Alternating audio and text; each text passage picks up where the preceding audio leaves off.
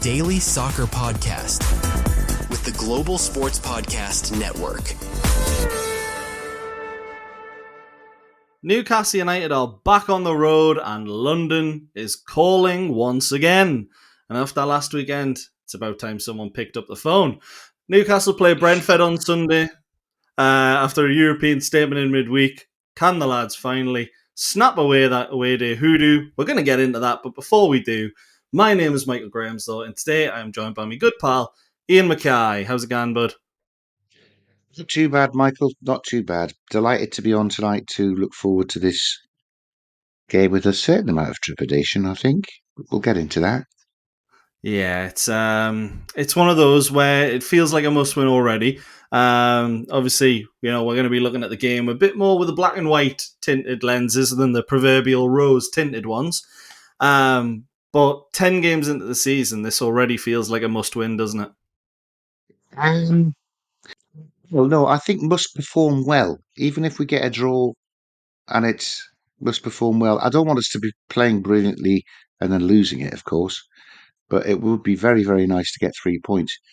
There's all sorts of hoodoos building up, really, in the heads of supporters and therefore in some of the players about whether we can perform away in the Premier League. It's there's a ridiculous length of time since the last time we won away from home in the Premier League. It's only a couple of weeks after we won the Carabao Cup final, believe it or not. Yeah. That's a long time ago. 100%. We need to bounce back from it. And I know we're sitting here thinking, it's been a shocking start of the season. But we are only 6 points off third. So things can change in a very short period of time. When that gap gets a little bit bigger, that's when we're going to start worrying about it. But as you mentioned there, it's been a very, very long time since Newcastle United have won a game away from home. 8 games in the Premier League. Is it more than just a concern? Is it a real problem now, would you say? Well, I don't know. I mean, if they had performed 8 times like they did when they played at West Ham, then yes, it would be desperate, wouldn't it? I think we've performed quite well in some of those games. I remember one of those losses was 1-0 to Arsenal, where Raya was the man of the match. We could have won at Arsenal, which would have been a good result, and jumped us up into challenging for second on that last game of the season. I think we played really well away at Villa. I think we've got a fantastic away point at Bournemouth. Good defensive performance. There's only 1 or 2 games where I'm unlucky at Brighton. I don't think we started well, but I think we really started controlling that at 1-1. Should have won it and end up Danny Welbeck got us, didn't he? It's only that West Ham game which is dreadful. And maybe Leeds, but as I've always said, Leeds is strong at home. I think that'll be a good point come the end of the season.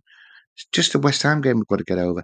But you can't keep making excuses like that. If we keep not winning, then it then becomes a thing in everybody's head, doesn't it? Yeah, absolutely. I think the only other game in that 8-game run, which is a really bad defeat, is the one that started off the 4-1 defeat to Aston Villa, where they scored 3 in 9 minutes, and we just lost our heads completely. You mentioned there, draw with Brighton, draw with Aston Villa, draw with Leeds, draw with Bournemouth. Some really good results in there. It's only the defeat to West Ham where you're sitting there and going, well, that is absolutely terrible. So yeah, it's one of those where you look at that run and you do think Newcastle can bounce back because you will play the likes of, I want to say, Burnley, who you will get a result against more than likely. And there are teams in the Premier League who you do look at as those away games where you're going to get some. And yes, now I've said that Martin Dubravka is going to have a brilliant game when we go to Turf Moor. I was going to say, do you think Burnley is any more straightforward than West Ham should have been? No. It depends entirely on the attitude, doesn't it? Burnley. Yeah, we do well against Burnley. I don't think we do that well against West Ham. There's a certain Swedish striker that used to, but we can't really talk about him anymore. But yeah, the away record is a pretty harsh burn on the face of Newcastle, but there is positives, and the cooling balm for that burn is the Champions League, as we mentioned. 3 wins in a row, 3 clean sheets, and yeah, you can say we've only beat Athletic Club, Benfica, USG, but just this week, Chelsea drew with Karabag, Barcelona drew with Club Brugge, And Inter nearly dropped points to Kairat. Oh, yeah. And one of Spain's best team in Villarreal lost to Paphos. So there aren't any easy games in the Champions League. But what I want to ask you, you were there as well as me on Wednesday night. Were you impressed, or did you think there was a lot of work that still needed to be done? I thought, I did like your instant reaction, Michael, when you said that some of the major players, some of the big senior players stepped up to cover the shortcomings of others. I think it Yeah, was a professional performance without being its usual pulsating, scintillating cup under the lights performance.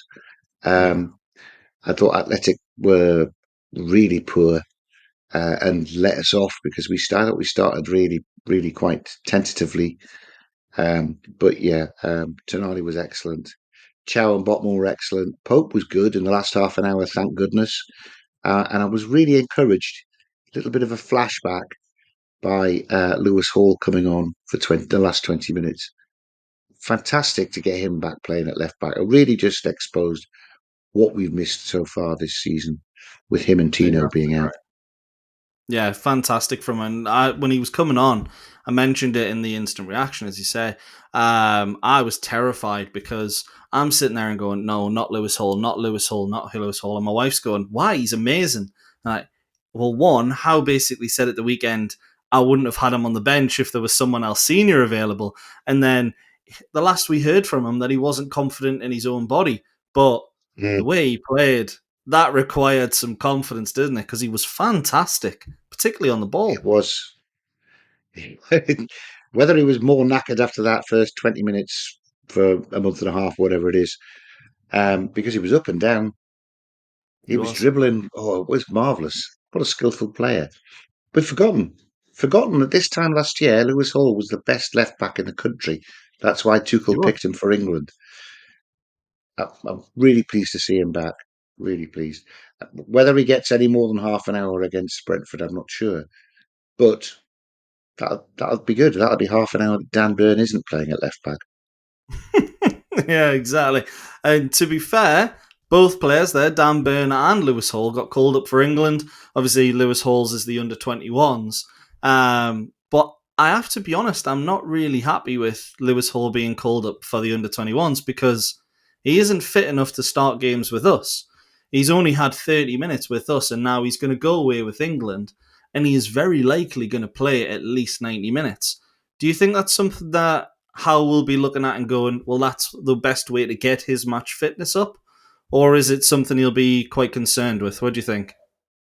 I think that must have been done in consultation. In his press conference today, Howe said he's totally relaxed about whatever happened with Anthony Gordon, whether he's picked or not picked, because it'll all Mm-hmm. be done in consultation with the England guys. They must do the same with Lewis Hall. So he must have rubber stamped that he can pick him. Maybe he's hoping he'll get a half in the first game and an hour in the second game, and he comes back ready to start against Man City. Um, I don't know. I don't know, but it's got to be positive. He's he needs game time to get match fit, get that sharpness back. It's true. I think I'm still just scarred by the old days of Michael Owen at England, where every Newcastle player that goes to the international stage, I just instantly think they're going to get injured. Probably can't be thinking like that, but I'll move on to. We do need to transfer that Champions League form into Premier League form, and I do think a fully fit Lewis Hall and a fully fit Tino Livramento is arguably the most important thing for that, which I'll actually get to in the next episode that we record, where I'll talk a bit more about what we've struggled with this season. But for now, we're going to move on to Brentford. Just a quick one on them before we move into the first break. They've lost a lot of names in the summer, and part of that is down to us. We wanted Brian Mbuemo. He went to Man United. We wanted Johan Wissa. We got him at the last second, but they also lost Thomas Frank and replaced him with a set-piece coach in Keith Uh, Andrews. Have you been impressed by Brentford this season? Because I'll be honest, I had them down, and they've been very good. they're below us in the league, though, aren't they? Point below us, or Above us. point ahead of us. Sorry. So a similar set of results to the ones that we've had. But that is way ahead of what we anticipated. I think when we did our predictions, we pretty much all had them in the bottom three because we just didn't know how they were going to recover from losing the stars and the manager and appointing a set piece coach. But you can trust Brentford to get it right. They They don't get always do, stuff don't like they? that wrong. And they've unearthed Shada, I think, is coming of age, taking the strain a little bit. And they've unearthed, what's he called? Is he Igor Tiago Yeah, up yeah. front The for? 20 million signing from Club Brugge the other 2 years back got injured in his first season. Looked like a waste of money. Certainly doesn't look like that anymore, does he? He certainly doesn't know. I think he might be the next 60 million plus that they'll sign, that they'll sell. He You're looks very probably right. good. Yeah. And to be fair, with Brentford, I think what makes them so impressive for me this season, and this is probably going to be a bit of a negative for Newcastle this weekend, is the sheer quality of opposition they've faced at the Gtech this season. The first game they played, Aston Villa. Second, Chelsea. Then they had Aston Villa again in the Cup. Then Manchester United. Then Manchester City. Then Liverpool. And now Newcastle United. So no easy games in there. 3 wins, including one in the Cup. So technically 4, but that was on penalties. 1 draw and 1 defeat. The only team to beat them, Manchester City. So it is a very impressive start at home, and it arguably makes our task at the weekend sound all that much harder, doesn't it? It does, but do you know what? It's shaping up a little bit like that game where we went to Aston Villa and nobody gave us a prayer because of Villa's home record, and we weren't in very good form. And Yeah, somehow that'd be interesting. we just bossed it and won 3-1. I think they were lucky to get one at the end.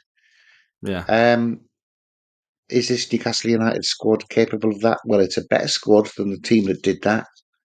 it is, So, yeah. I hold out those hope that they're rested, the right players will get picked, that the illness that clearly, I mean, Bruno looked like he was running around pulling the bed and the drip behind him on Wednesday because I think he's been ill. Hopefully, we're Yeah, clear of that sort of stuff.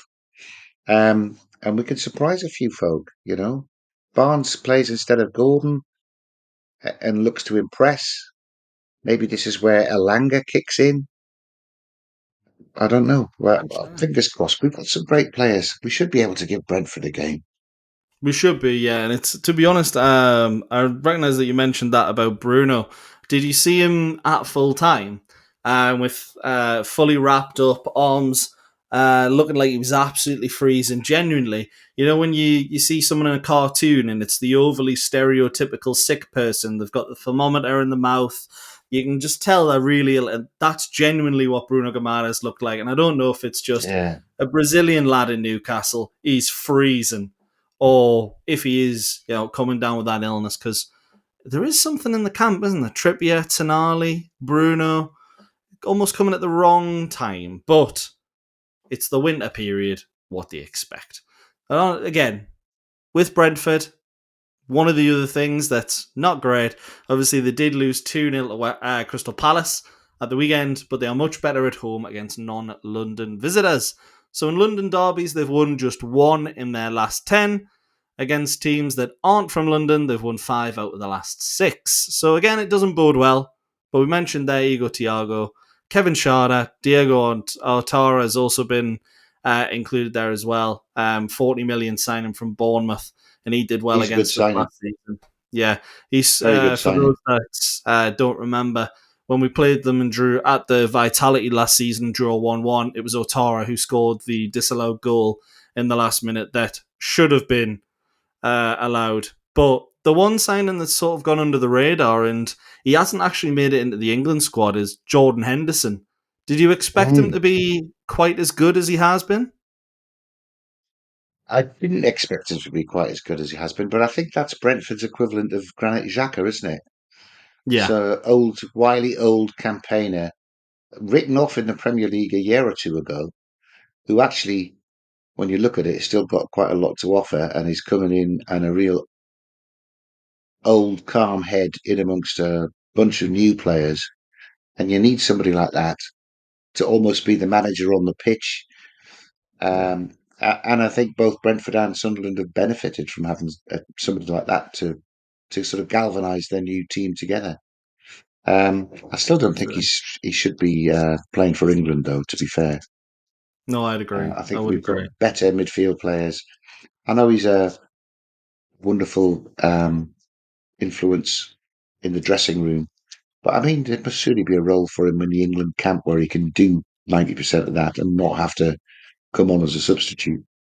Yeah, part-time coach or something like that. It's a great point. And to be honest, that's pretty much all we're going to talk about Brentford. We're going to get into the Newcastle United lineup in one moment after a word from Bionic.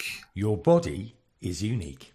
And Global Sports Podcast Network has partnered with Bionic, the world's most personalised supplements. Bionic provide 100% tailor-made supplements designed to deliver precisely what your body needs at exactly the right levels to optimise your health. No guessing. So click the link in the show notes. Use the code GSPN 2025 for 40% off your first month's subscription. Bionic. Don't settle for off-the-shelf solutions made for just anybody. Get what's right for you right now. Good stuff. So for Newcastle United this weekend, we'll go into a bit of team news. It looks like Anthony Gordon's going to miss out. That hip issue that flared up in midweek, as we mentioned. He didn't look right from the start. The surprising one is Wissa, sidelined for a couple of weeks, it seems. That'll be keeping him out the lineup with Denmark in the international break. And obviously Wissa, Tino Livramento and Harrison Ashby are all out as well. So that's, it's kind of shaping up the personnel quite easy. I think it's quite easy to pick the 11 because of that. But we'll start off.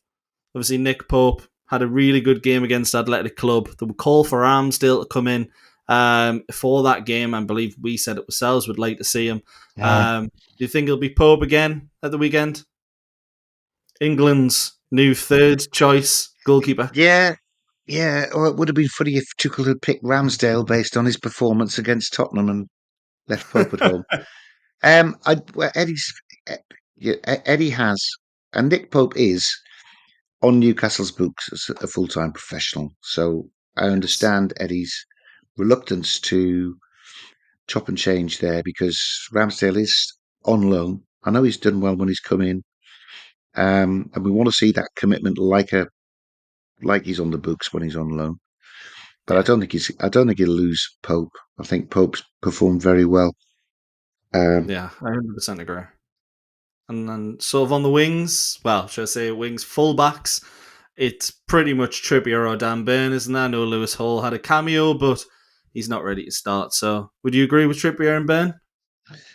Could be Trippier, a lack of an alternative. I mean, is this a game where he might go three centre halves and play Murphy and The Barnes as left wing is still backs? where with some problems. Yeah, potentially. I mean, it's one of those where the three at the back, it's sometimes it works a treat, sometimes it doesn't. I think Brentford is one of those teams. They are very dangerous on the counter attack, so there is a good chance that we could use that, and it would mean Fabian Schär, who is very, very unlucky to not be in the starting lineup, dropped. Well, not dropped, but he had to be replaced after the Barcelona game where he picked up that concussion. And I don't think anyone expected Malik Chow to be as good as he has been for Newcastle. So would you say that back three is the way to fit Chow, Botman and Shaw in? Just keep Well, them happy it and keep would the be. best players on the pitch. It would be. But when I was saying back three, I just thought that would be Burns shifting more centrally and bringing a wing back in to cover the forward role. So Shaw wouldn't Potentially, play in yeah. my back three. Oof. But Chow, well done. We should mark it. Well done. Called up for his hopefully first German cap. Yeah, I mean, And well that's deserved. based on the strength of his performances in the last month at Newcastle. It must be because he Yeah, wasn't picked in the 100%. last one, was he? No, absolutely not. And it's one of those where you look at him and you almost wonder how's he only got 3 caps for Germany already? Because I look at the back line and I don't see any real standouts since Mats Hummels left or retired, should I say? And Malik Chow just looks like he's arguably one of the best. He looks like he's going to be one of the best centre backs we've ever had. Mm. But before I get ahead of myself on Malik Chow, we're agreed that he will start. You said potentially Byrne gets in there. I've gone It's potentially difficult, Chara Michael. on It's a side. 50-50 call. It's a 50-50 Yeah, call, I think. He played three at the back when we got a draw at Bournemouth. it worked well, So I yeah. was thinking that the three at the back was going to come in when we played at Brighton, which I see as another difficult away game against opponents we don't particularly do well with. Do well against. Yeah, Brentford is a third team like that, apart from them all beginning with B. They're very similar away games for us. And he's gone yeah. one way and got a point, and another way and didn't get any points. So it's up to him, isn't it, what he picks? I think Byrne will play. He won't drop Dan Byrne. He But I can't think drop it'll be down a back. there. I think it'll be a back four, and I think Byrne will start at full back, and that allows him to bring Hall on for the last 25 20, 30 minutes. minutes. Yeah, absolutely.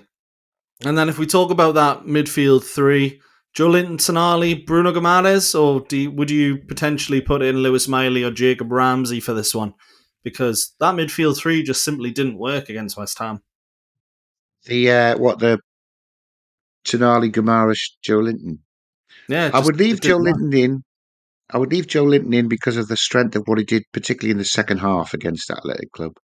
He was I'd very leave good. Bruno out. I'd leave Bruno out. I'd say, look, mate, you're ill. Sit this one out. And I'd bring Miley in. And I Yeah, might play Miley in Tonali's number 6 role and let Tonali push forward to take Bruno's role. Because I think yeah, there's Tonali's always capable of those defense splitting passes. And he's got Duracell battery, so he'll still race back and cover all of the stuff at the back as well. Yeah, I think as well it's a great credit to Lewis Miley and the cameos that he's had this season that we're sitting here and we're saying, oh, you could say to Bruno, have a break and bring in Lewis Miley because last season he didn't look fantastic. Season before, breakthrough, brilliant. But this season when he's come on, he's played, he has looked really solid and he's sort of cementing that fourth spot. Now, Joe Willock probably isn't going to get much of a shout these days because of Ramsey coming in and mainly because of Lewis Miley. So whether Miley starts or not, he's done fantastic so far this season to get even in the conversation. Then on the wings, I mean, it's pretty self-explanatory, I guess. Murphy and Barnes. Alanga's out of sorts. I don't think he'll start. What do you think? I agree entirely. I think Murphy, when given that we're constantly saying there's the wingers need to produce, I think Murphy's producing. He's scored in each of the last two games, hasn't he? Two league games, and and he's provided an assist or two. So Murphy on one side. If Gordon's not playing, it's got to be Barnes down the Yeah, he was left. good against Athletic Club as well. I really liked the performance of Harvey Barnes against Athletic Club. One of the best I've seen of him this season, which isn't saying much. He hasn't played well, No, but we see more of that. It might just be that sort of purple patch that he had when we were playing the likes of Man United last season, and that is the Harvey Barnes we'd love to see. But again, straight up front, we only really have one option, and that's Nick Woltemade, which I think even cements that Alanga starts on the bench because we saw him move centrally when Woltemade came off against Athletic Club. We know he's done it before, so it kind of means we've only got that as an option. Can you think of anything else? Or well, you know, we've got we've got some kids who have got who battered in must be every chomping at the UEFA bit Youth to be League given game. a chance. Pardon? We've got kids that have been battered in every UEFA Youth League game in most games this season. Well, Poor lads. no, but I mean, I'm just looking at when they've um, played in their under 23s league or whatever it is. Neve scores a lot of goals. He must have a He does striker's instinct. as well.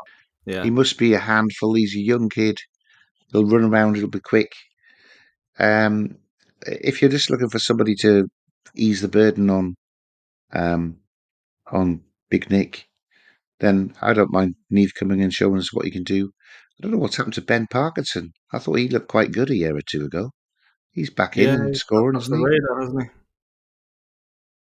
He's completely But I dropped mean, off the radar. that's exactly what we have this academy for is to be a conduit to bring the young kids through. And when there's a need, you might be thrusting them into the deep end. But, I mean, that's what Dowman's done at Arsenal at bloody 15 or something. They play him because he's good in the reserves, and he's shown it in the first team now. Yeah, he's So been why not? absolutely phenomenal. Your youngest scorer, I believe, youngest player, sorry, in Champions League history midweek as well. Yeah. Absolutely phenomenal player, and it looks like they've got another diamond on their hands, which is really annoying because I'd rather it was Well, anyone it else. is annoying. It's annoying when Saka is still quite a young man, and they've got Nwaneri there as well. I Yeah, mean, I think he's a class player. He is Nwaneri. yeah, he's Um, really good. but let's give them the encouragement. We've got players that we've been told over the last couple of years that we've signed this gem and that gem, and they're playing in the reserve team. I think you should blood them, particularly when you've got no alternative other than to run poor old Nick Woltemade into the ground. Yeah, he Um, needs work as well, but he's not going to get one. no. But yes, I'm going to go into our predictions, but our predictions are going to be sponsored this time by Zencastr. So we're going to go to a quick ad and then we're going to get to our predictions. Okay. Here at Global Sports Podcast Network, we spent a lot of time selecting our delivery platform. Zencastr came out the clear winner. With 4K video recording from your phone and AI editing that automatically removes all those ums and ahs, it's super easy to start a podcast that sounds great and is delivered efficiently. If you're ready to tell your story, check out the link in the show description to learn more about Zencastr. That's it. I'm doing So my own for next posh. time. I'm doing my own for Can I next just time. can I can't just handle point the out, cost. by the way, Michael, before we do these predictions, that my last prediction with Joanne was for Newcastle to beat Athletic Club 2-0. Oh. So what are you going for this time? A 3-1 Brentford win?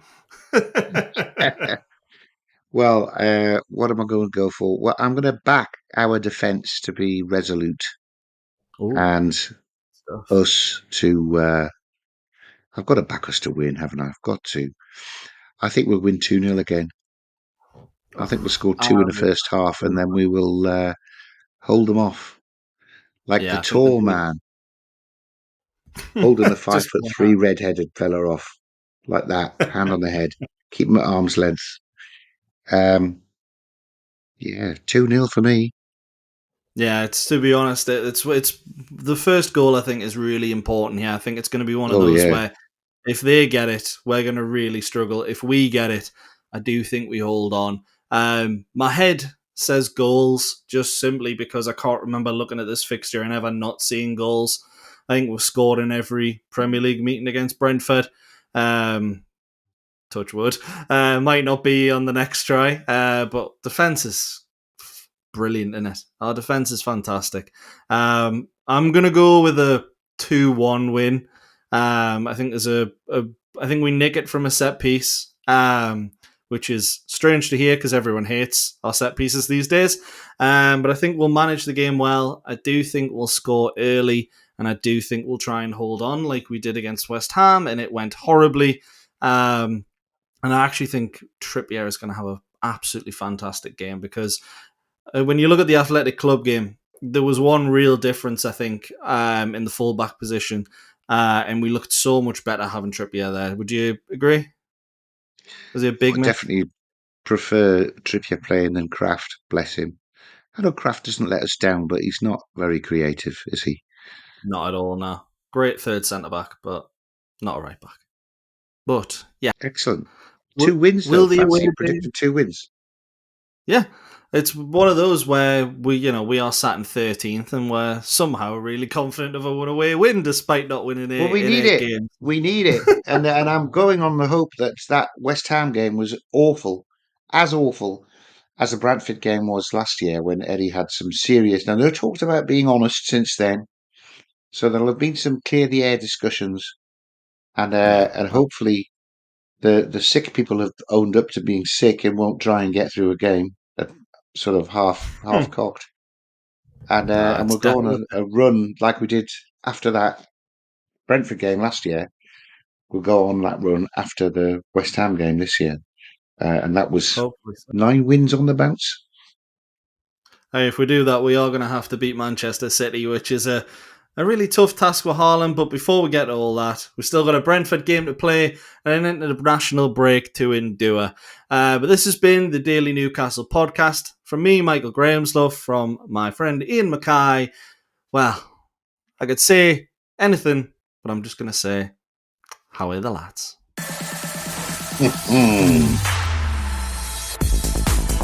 Your daily soccer podcast with the Global Sports Podcast Network.